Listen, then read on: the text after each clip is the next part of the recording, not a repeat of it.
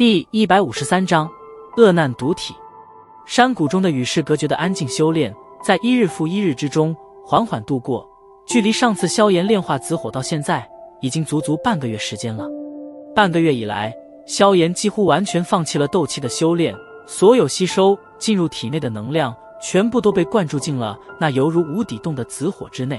而在这般疯狂的催长之下，萧炎所取得的成效也是极为的显著。以前那原本只有小指头般大小的紫火，到如今体积已经变大了几十倍。每次内视看着那逐渐长大的紫火，萧炎心中便是升起一股满足的感觉。按照这般进度，顶多再有半月时间，紫火便能够到达供他进化功法所需要的能量界限。又是一个烈日之下的修炼，盘坐在山岩之上，萧炎的衣衫已经完全被汗水所打湿，顶着烈日修炼了接近2个小时左右。